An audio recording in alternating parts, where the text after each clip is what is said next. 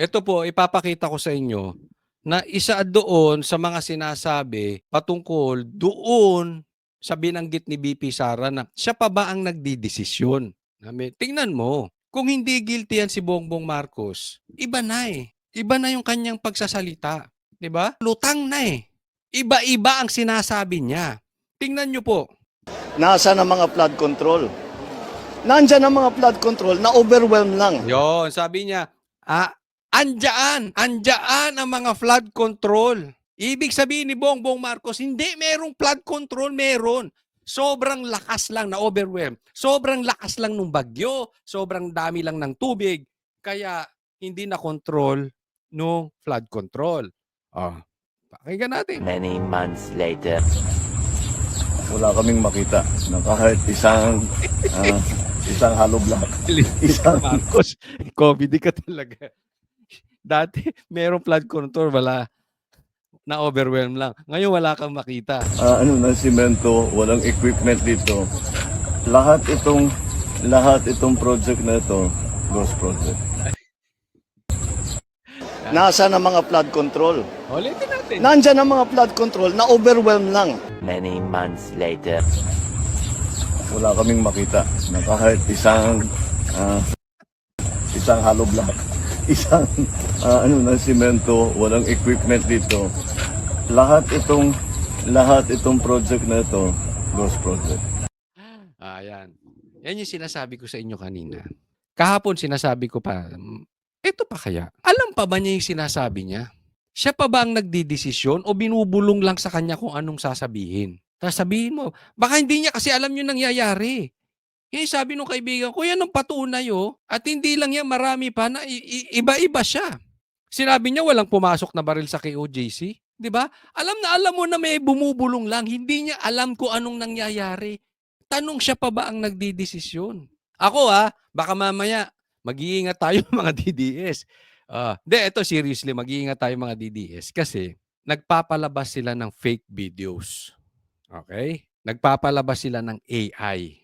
Inaantay nila. Pero galing sa kampo nila, yan ang balita natin, galing sa kampo nila. Hindi ko sinasabing si Bongbong Marcos mismo. Posibleng yung mga alipores niya, pinoprotektahan siya. Mamaya, pupuntahan natin yan. Yung mga alipores niya, pinoprotektahan siya, tapos pipick upin ng DDS. Pag nilabas mo yun, gagatungan nila fake news ang DDS. Okay? So tanong, Claire Castro, AI ba to? Baka mamaya AI to eh. Kasi magkaiba yung sinasabi ni Marcos eh. Sabi niya, may flood control. Dito walang flood control. Nako, DDS, fake news na naman tayo. Paki-double check nga, baka AI to. May bagong labas na AI video si Bongbong Marcos, pambihira, no? Hindi, pero ako sure ko hindi AI. Bakit? Napanood ko sa news parehas yun eh. Sa mainstream media ko napanood parehas yung video na ito. So definitely hindi to AI. No? Ay ala, si Marcos pa. Baka robot na tong nagsasalita. Kasi ang gago naman niya, ang sobrang tanga niya, kung sinabi niya dati, may flood control, overwhelm, tas ngayon walang flood control. Ano ba talaga, Bongbong? Nalilito na kami sa kalokohan mo eh. Ano na ba talaga? Kaya tuloy walang naniniwala sa mama na ito. Walang naniniwala eh. Dahil iba-iba sinasabi. Babalikan ko yung binanggit ko po kanina. Ito, nabalitaan ko ulit. This is from a reliable person. Maniwala po kayo. Hindi ko na lang babanggitin ko sino to. Ang pumoprotekta daw kay Bongbong Marcos ay yung mga nakapaligid na nakakapagnakaw. Hindi ko alam kung totoo o hindi. Sinasabi ko na sa inyo. Kaya nga sabi ko doon sa nagsabi sa akin, baka naman nagkakamali ka. Meron silang pinakitang ebidensya. Hindi ko na sasabanggitin yung ebidensya na yon dahil malalaman nyo kung sino tong tao na to. Pero yung ebidensya po, kalat po sa balita. Kalat po sa Facebook, kalat sa YouTube. Sa katunayan, pag sinabi ko sa inyo, eto, pati pulahan, sasabihin nila totoo. Totoo, bakit? Record. Ngayon lang nangyari sa Pilipinas. Pero, yun daw ang gumagastos to protect. Why? So he can continue kung ano man yung ginagawa niya. Hindi natin alam kung totoo ito. Pero yung ebidensyang pinakita niya sa akin, nakikita niyong lahat. Nakikita niyong lahat. even the Pinklawans and the Pulahans, even the communists, nangyayari po. So, totoo, ito na yung topic ko pa kanina. Ginagawa na lang ba ito para laging nasa happy place si Marcos? Tanong lang po nagtatanong lang. Para yung mga nakapaligid mapagpatuloy nila yung kanilang ginagawa. Meron din naman nagsasabi na kasabwat si Bongbong Marcos patungkol dito sa flood control. Nililigtas lang niya yung sarili niya. Ito, simulan muna natin dito. Ano? Senator Robin Padilla, peke ang drug test ni Bongbong Marcos. O, yung naalala niyo yung dati sa St. Luke's na drug test niya? O, pag-uusapan natin yan. Mandatory drug test para sa lahat ng opisyal ng gobyerno. Ipinanukala yan ni Senator Robin Padilla sa kanyang Senate Bill 1200 o ang Drug-Free Government Act. Pero ayon sa Malacanang, may mali sa panukala. Gate ni Palace Press Officer Undersecretary Claire Castro, labag sa konstitusyon ang mandatory o universal drug testing. O baka magsayang lang po ng oras at pera, pondo si Senator Robin Padilla. Aralin po muna niya po ang nais niyang gawing batas. Yo! Ako. Teka muna ha. Tulungan ninyo ako. May tanong ako. Taas ang kamay ng mga bashers ko na nanonood dito. O pati na rin yung mga Pinklawan. Hindi lang pulaan yung mga Pinklawan, yung mga komunista. Taas din ang kamay. May tanong ako sa inyo. Pati yung mga vloggers ni Bongbong Marcos. May tanong ako sa inyo. Bakit yung mga kaibigan o yung mga malalapit o yung mga tauhan ni Bongbong Marcos ayaw sa drug test? Hindi, di ba? Sige, tanungin ko na rin kayo, pati yung mga DDS, bakit sa tingin ninyo, iwas na iwas sila sa drug test? Di ba, halimbawa, ako, vlogger, at hahamunin mo ng drug test si Baste. O sige, bakit? Tulungan ko po kayo. Ko-content ko, hindi ko sasabihin, ay, labag sa batas ang inuutusan, labag sa konstitusyon ang pagpapadrug test. Hindi ako magkakaganon, di ba? O bakit yung mga vlogger, yung mga kaibigan, o yung mga sumusuporta kay Bongbong Marcos, bakit takot kayo sa drug test? Pati nga yung vlogger na sinasabi ko na dating anchor, dating reporter ng isang mainstream media, kine-question din yung drug test. Baka ang bihira. Pinklawan yung Pinklawan.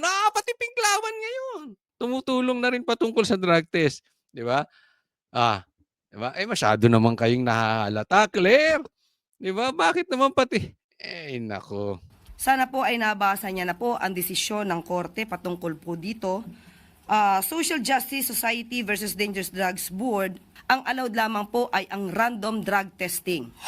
Bukod dyan, Wala. Mamaya ka na umepal. Dito muna tayo kay Claire. Alam natin na ang boses ni Bongbong Marcos ay boses din ni Claire Castro. So halata dito na sa madaling salita, iwas pa rin si Bongbong Marcos sa drug test. Alam nyo, marami nagsasabi dyan, pwede naman yung drug test na yan may nagsasabi, illegal daw yan. May nagsasabi daw, legal daw yan. Bakit? Sabi nung iba, pwedeng gumawa ng batas patungkol dyan kasi hindi naman ito sa pagtakbo. Dahil ang bawal lang daw, yung dadagdagan mo yung requirements pag ikaw ay tatakbo. O yung iba naman sinasabi, against, ito ay self-incrimination. Sa batas, hindi mo pwedeng ipagkanlulo o ilaglag yung sarili mo. Kaya, bakit ako kukuhanan nyo? Humanap kayo ng ebidensya na adik ako. Parang ganon. Hindi ko ilalaglag yung sarili ko. Pero, ang pwedeng papasukin dito ni Robin Padilla, pwede kang gumawa ng batas. Ako hindi po abogado, kaya nga may pagtatalo dito. May nagsasabing legal, may nagsasabing illegal. Di pag-usapan, ipanukala. Ngayon, pag pumasa yung batas at sinabi ng Supreme Court, unconstitutional yan, tigil nyo yan. Agree ako, wala na tayong pag-uusapan. Unconstitutional yan. Susunod tayo. Di ba? Patas ang DDS, patas tayo. Hindi tayo Hindi tayo katulad ng iba. Pag gusto natin yung utos ng Supreme Court, pabor. Kung ayaw niyo yung utos, hindi pabor. Hindi ako kahit anong desisyon. Gawin mong batas yan, Robin Padilla. Pag sinabi ng Supreme Court, illegal, ihinto nyo na yan. Ako mauunang magbablog, sasabihin ko unconstitutional yan. Sabi na Supreme Court, ihinto. Pero gawin nating patas. Paano kung sabihin ng Supreme Court, constitutional yan, tuloy yan, mandatory drug test? Postahan tayo ngayon. Hindi, ano lang yan, hindi po ako nakikipagsugal. Ano lang yan, paano ang expression ko lang yan? Pustahan tayo. Pustahan tayo. Lahat ng paraan gagawin ni Bongbong Marcos na hindi magpa-drug test. Pustahan, pero yan ang nakakapagtaka. Bakit dati may drug test si Bongbong Marcos? Bakit ngayon iwas siya sa drug test? Pag-uusapan natin maya-maya lang. testing. Bukod dyan, hinamon naman ni House Minority Leader Marcelino Libanan si Padilla na linisin muna ang sarili nitong bakuran. Kamakailan nadawit ang staff ni Padilla na si Nadia Montenegro sa umano'y pagmamariwana sa CR ng Senado. Bagay na itinanggi ni Montenegro na agad naman nag-resign. Dagdag pa ni Libanan, gimmick lang ang panukala. Ayon naman sa kampo ni Ito. Balikan muna natin yan. Okay, sige, kung gimmick yon, paano? Brad, bossing, sir, contractor, congressman, pambira, congressman, paano kung pumayag si Robin drug test, siya at pati yung kanyang mga staff? Papayag din? Kasi ang contention mo, ilinisin mo muna yung bakuran mo. Sabihin, sige, papatunayan ko sa inyo, hindi ako addict, hindi rin addict yung staff ko. Paano kung pumayag? Sasabihin mo rin ba sa presidente? O pinoproteksyonan mo ang presidente? Kasi dapat pag nagsalita tayo, patas. Yan ang sinasabi ko. Pag sinabi kong drug test, hindi ko lang sasabihin kay Marcos. Sasabihin ko rin kay Robin. Sasabihin ko rin, di ba? Meron kang ganyan. Nilabas mo yung tapang mo kay Robin Padilla. Paano kung ginamit niya yung hamon mo? Nilabanan niya yung hamon mo. Kaya mong sabihin niya kay Bongbong, baka umurot ang buntot mo. Hindi mo masabi yan kay Bongbong Marcos. Diba? So, kailangan patas parati. Diba? Kasi hindi, alam mo, etong problema hindi ko nilalahat etong problema sa Congress Pag inaayos, instead na tulungan yung mga taong umaayos, binabanatan. Diba? Instead na tulungan mo si Robin Padilla, teka muna, linisin natin yung hanay. Oo, linisin natin. Sige, ayos yan, suportahan natin. Ayaw ko ng droga, suportahan natin yung drug test. Kinukontra nyo pa. Pambihira naman kayo. panukala. Ayon naman sa kampo ni Padilla, hindi gimmick ang kanilang panukala, kundi isang instrumento para maiwasan at may mapanagot. Sa kabilang banda, nakaharap naman ng kakampi si Senator Padilla kay Vice President Sara Duterte. Kapag nagdodroga ka, altered yung state of mind mo So paano natin napapanigurado na sakto yung mga desisyon or ikaw pa ba yung gumagawa ng mga desisyon? Yon. May laman yung sinasabi ni BP Sara. At imposible na wala tong alam. Ano sabi ni BP Sara? Pakinggan nyo mabuti. Siya pa ba ang gumagawa ng desisyon? Alam nyo po, maikwento ko lang. Meron ako natanggap from a very reliable person. Tatanungin ko na lang din kung ito ay may konektado sa sinasabi ni BP Sara or tatanungin ko na rin sa iyo BBM kung ito ay may katotohanan. Dahil ang sabi, ito ay sabi ako hindi nga ako naniniwala dito, sabi ko doon sa pambihira naman Bakit naman ganyan kayo magsalita? Pambihira, congressman. Kaibigan nyo pa man din si Bongbong. Kaibigan nyo pa man din. Bakit nyo? Hindi totoo yun. Ano mo sabi? Hindi ko alam kung totoo. Dinodroga daw yan si Bongbong. Yun sabi. Dahil mahilig daw talaga yan. So pagka mayroong mga mabibigat na desisyon, dinodroga daw. Sabi ko, bakit naman ganon? Hindi totoo yan. Hindi ako naniniwala doon. Promise, hindi ako naniniwala doon. Kayo ba naniniwala? Hindi kayo naniniwala. Ako hindi ako naniniwala doon. Kaya para daw yung mga iba makuha yung pabor na gusto nila. Kasi sabi naman ganoon 'di ba? Para yung iba, yung mga magnanakaw, baka patuloy magnakaw, yung mga adik, mapatuloy magkapag-adik. Yung ganon. Yung magawa nila. Basta importante, nasa happy place. Yun naman ang sabi. Sabi ko, "Tsismis lang yan. Ayaw natin pumunta sa ganyan, hindi yan totoo." Sabi niya, "Teka muna, tingnan nyo." May mga pinakita siya na mga balita. Tingnan nyo, iba-iba. Mamaya may papakita ko sa inyo. Video. Standby lang kayo. Standby, standby. Video. Magkaiba yung sinasabi ni Bongbong. Di ba? Nung narinig ko tong kay BP Sara, sabi ko, pambihira. BP Sara, nakausap mo rin ba si Congress? Ay, si Congress, yung kaibigan ko. Nakausap mo rin, sinabi sa'yo? O ikaw ang nagsabi dun sa kaibigan kong nagsabi sa akin? Kaya niya nalasabi sa akin. Kasi parang tugma eh. Hindi ko naman sila nakikitang magkasama. Pero parang iisa, di ba? Ganun-ganon. Siya pa ba ang nagdidesisyon? Baka iba na, pambihira. Delikado. So napakahalaga talaga ng drug test kasi it goes into the competency of the person in office. Sinang-ayunan din ni VP Sara ang isang komento ni PNP Chief Nicolas Torre III tungkol sa mga nagdodroga. Wala pa akong nakitang adik na maganda at gwapo. Tatawa ko ulit dito. Hindi kasi parang of all people, ikaw pa magsasabi ng pangit eh. Napayuko tuloy yung nasa likod mo. Lahat ng adik pangit. Ang sakit no? Kang zombie, para kang tulala lagi pag nagdodroga ka. So, oo, kasi nangingiwi ka na. Kaya Alam mo, Bongbong Marcos, hindi mo na maiwasan to. Kasi ngiwi ka eh. Totoo. Di ba? Para ka lagi nag-chewing gum. Let's call a spade a spade. Di ba? Ang facts ay facts. Kung ayaw mong sabihin kung ikaw ay nagdodroga o hindi maiiwasan nakikita sa TV. Ganun ka ng ganun. Ganun ka ng ganun. Di ba? Tapos sinabi ni PRRD, ikaw ay bangag.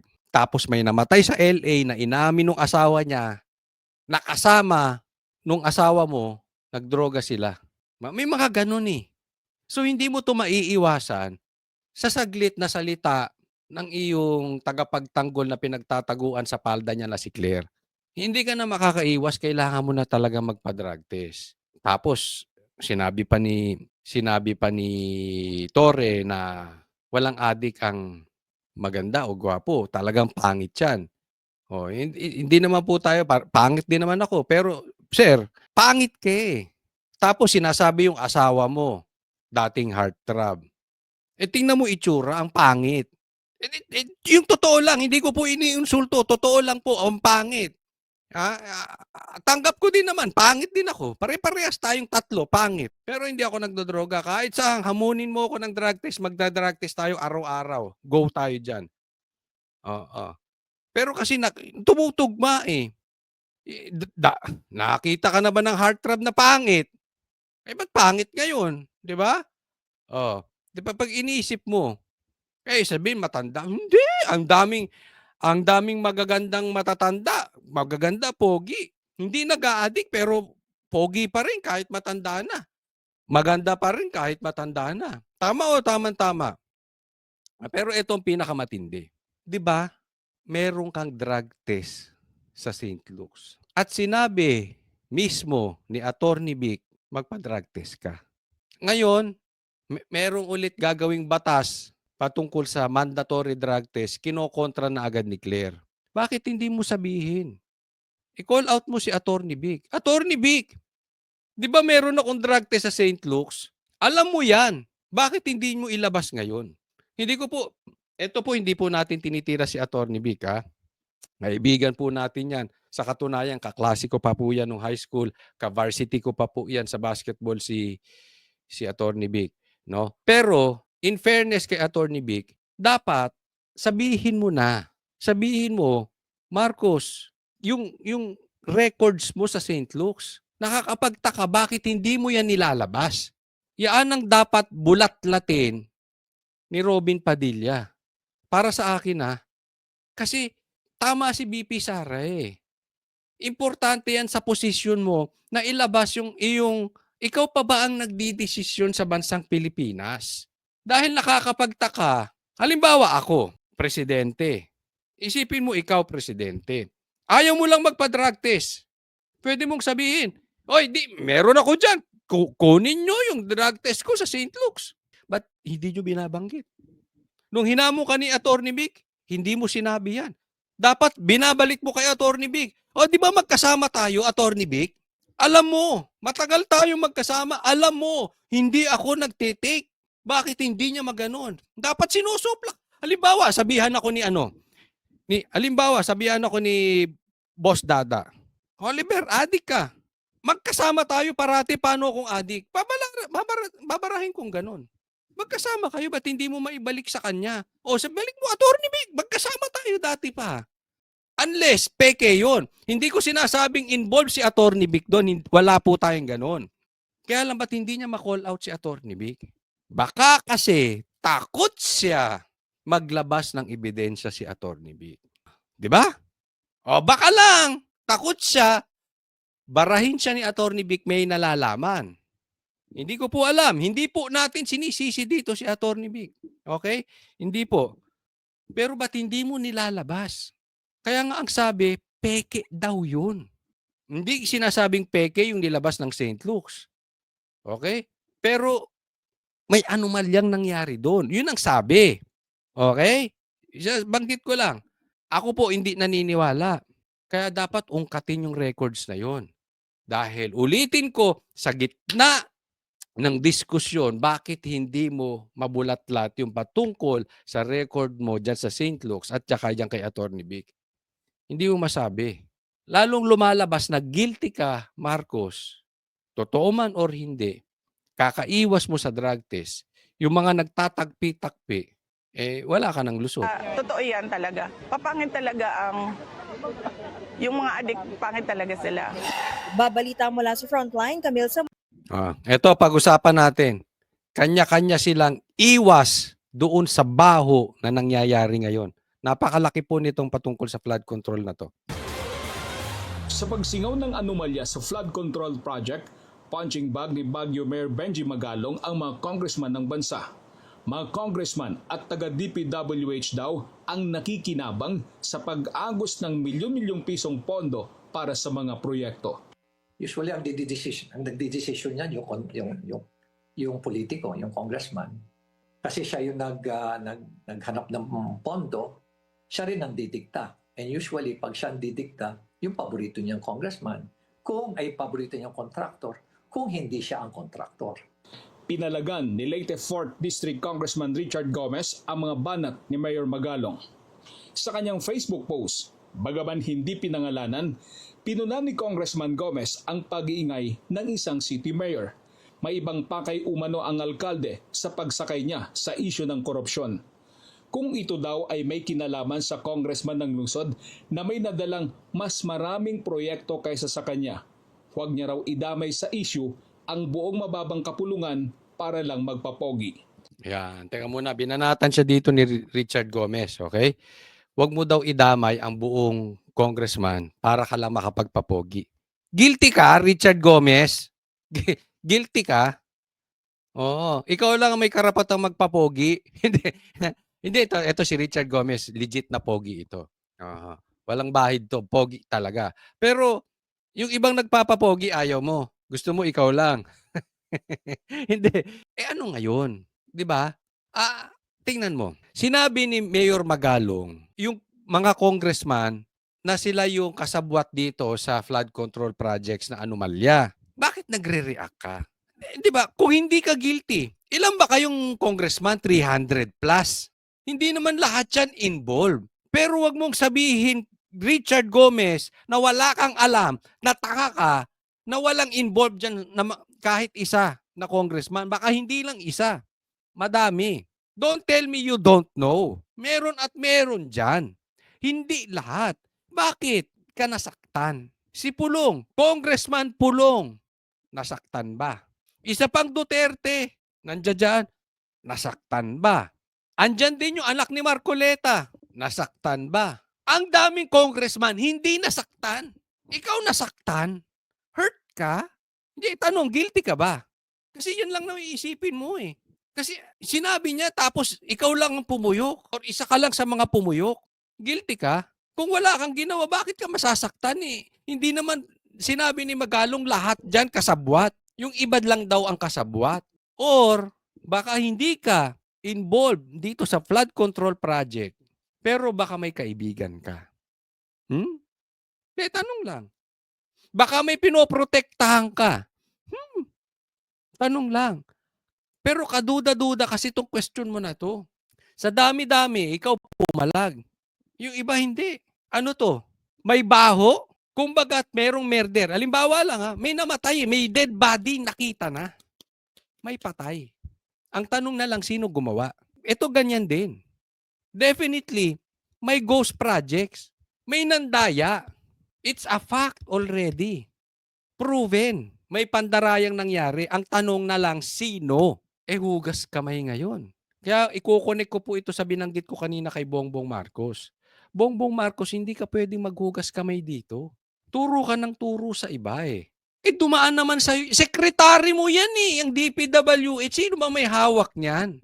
Hindi mo alam yung budgeta na yan, pinirmahan mo yan. Kaya nga dito, turuan ng turuan. Mag-iingat po tayo. Ito especially sa mga DDS, mag-iingat tayo. Maraming magtuturuan ngayon dahil kumalat na yung baho. Magkakalaglagan po yan ngayon. At mag-iingat po tayo. Garantisado po ito. Papasukan tayo ng Trojan horse. Or napasukan na tayo. Kasi maglilipatan na yan. Not even yung mga politiko. Kasabay po maglilipatan, sinasabi ko ng matagal sa inyo, including the vloggers. Let's hold on tight, mga DDS, doon sa real DDS na matagal na.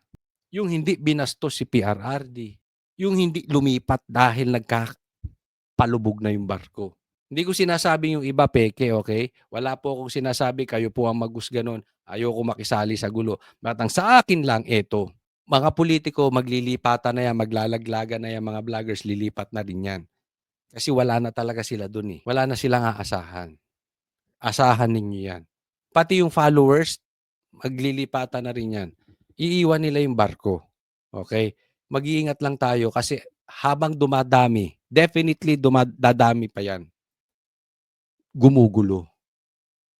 Ingat lang po tayo. Magkaroon tayo nung utak na eto ba, tao na to talagang for real DDS? Or andito lang dahil may personal agenda? Ano lang po, kayo na mag-decide dyan. Okay? Kasi dapat, ito si Richard, tuloy muna natin to. Bandang huli, payo ni Congressman Gomez, bago niya pakialaman ang Kongreso, ayusin niya muna ang problema ng sarili niyang bahay dahil lubog sa iba't ibang problema gaya ng polusyon sa hangin, palyadong public transport, overcrowding, pagsulpot ng illegal structures at watak-watak na urban planning. Sa huling bahagi ng kanyang post, hirit ni Gomez, mahiya ka naman. Ito naman, ito sagot ko. Ang sinasabi ni Richard Gomez, tingnan mo muna yung bakuran mo. Ang gulo-gulo nung distrito mo eh. Ang gulo-gulo nung bayan mo. Tapos kami pinupuna mo dito. Alam mo Richard Gomez, sana imbis na tinutulungan nga tayo ni Mayor Magalong eh. Totoo namang may problema tayo. May problema tayo sa baha. You cannot deny that kahit anong political color mo, mapupula, mapapink, mapaano ka man. O lahat po, kahit even the followers, the vloggers, we have a problem patungkol sa baha. Siguro dito we will agree. Every one of us, we will agree. We have a problem. Tinutulungan tayo ni Magalong dahil despite yung problema natin, binuhusan ng pera, meron pa tayong problema pa rin sa flood sa baha. Binuhusan na ng pera yan. So sinusolusyonan nga ni Magalong. Instead na makipagtulungan ka Richard Gomez, ang di ko maintindihan. Ang sinisilip mo yung Baguio. Okay, kung mali doon si Magalong, sige, sisihin natin si Magalong. Anong nangyayari sa Baguio? Pero yung Baguio is Baguio lang. Andun yung gulo eh. Itong flood control buong Pilipinas, lawakan mo naman ang pag-iisip mo, Richard. Alam ko hindi ka lang puro pogi. Gamitin mo rin yung utak mo. Ito, nagkakaproblema ako sa mga tao. Hindi lang to si Richard, yung iba pa na tumutulong na nga yung tao, maglalabas ng ebidensya sa tamang panahon, mag-iimbestiga. Kung makakatulong naman, bakit pa natin ano nangyayari sa atin? Wala na ba tayo kung hindi politika na lang ng politika? Ayaw nyo bang masolusyonan yung problema ng baha? Anong solusyon mo, Richard Gomez? Kayong kinokontra nyo pa si Magalong, anong solusyon ninyo? Para mahinto ang baha sa Pilipinas. Ano, hayaan na lang natin? Sige, kurakutin nyo na rin. May ghost project kayo araw-araw. Ganon? Anong klase naman yan? Yan ang problema sa atin eh. Pagka tumutulong, hinihila pa natin pababa. Imbis na makikooperate. Wala na nga tayong may tulong, hinihila pa natin yung mga tao sa paligid na tumutulong. Naku kayo. Ang tanong, may bahid ba ng katotohanan ang patutsada ni Goma tungkol sa lungsod ng Baguio? Ako hindi ko na-issue kung may katotohanan yun or wala. Let's assume na lang totoo yung sinabi lahat ni Richard Gomez about Baguio. Problema yun ng Baguio. Ang sinusolusyonan natin problema ng buong Pilipinas.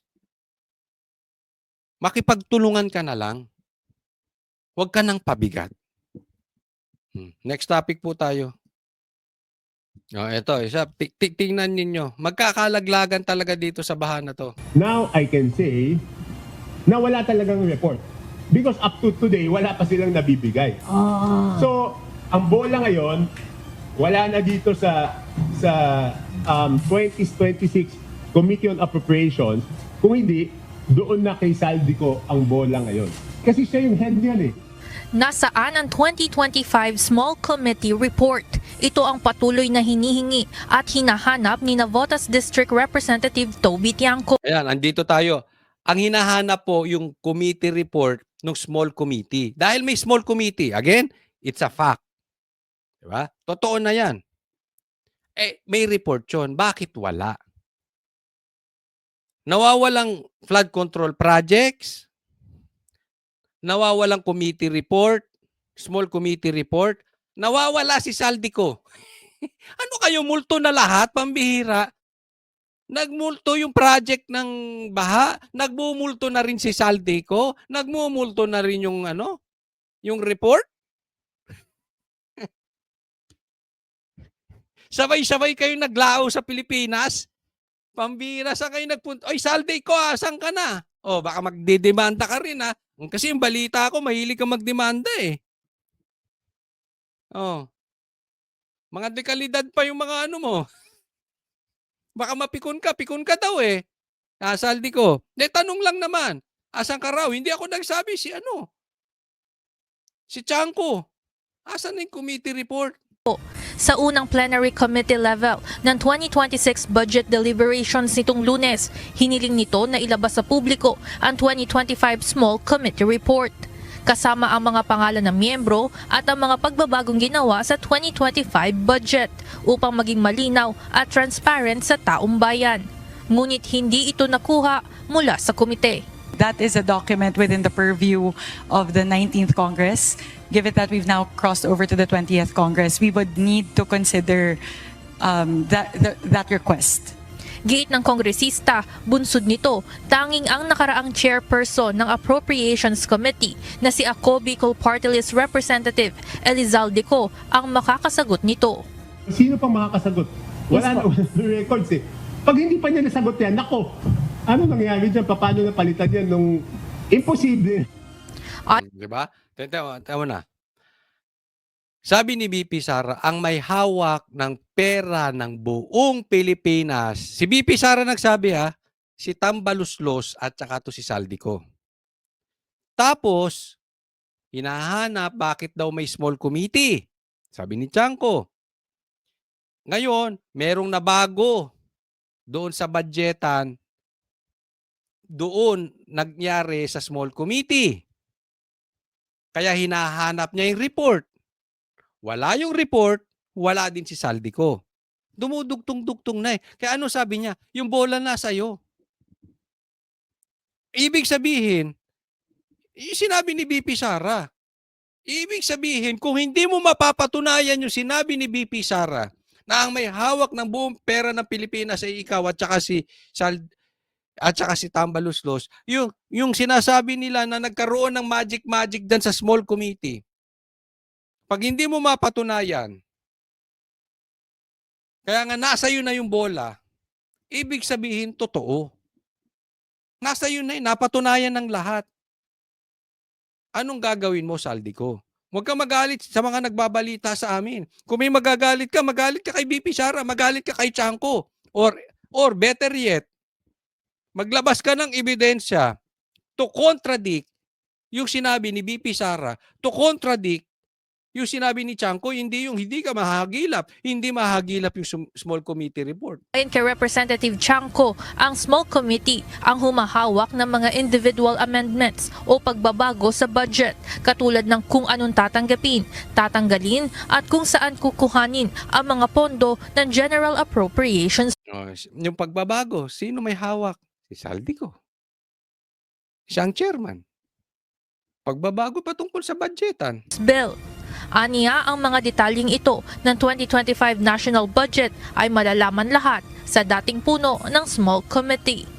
Let's ask Saldico, because Kasi chair, chair siya, imposibleng ikaw chairman, na walang kopya.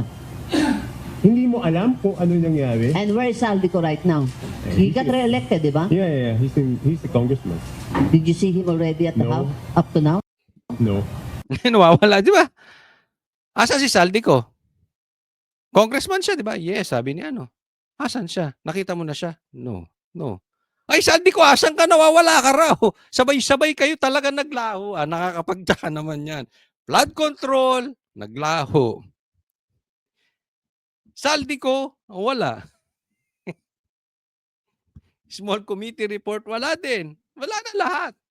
Yung pera kaya ng taong bayan, wala na din. Nagtatanong lang, wag kang pikon. Ha? Wag pong pikon. Sabi nga ng Supreme Court, ang mga politiko ay hindi balat sibuyas. Nagtatanong lang po. Kayo, anong sa tingin ninyo? Totoo ba yung sinasabi ni Chanco? Totoo ba yung sinasabi ni BP Sara? Ilagay nyo sa comment section. Samantala, sinubukan naman ng UNTV na kunin ang panig ni Representative Elizalde-Co, ngunit wala pa itong pahayag hanggang sa ngayon. Evan Alvarez, Kinuha yung panig niyan. Walang pahayag. Di asan siya? Nawawala nga talaga. Pambihira.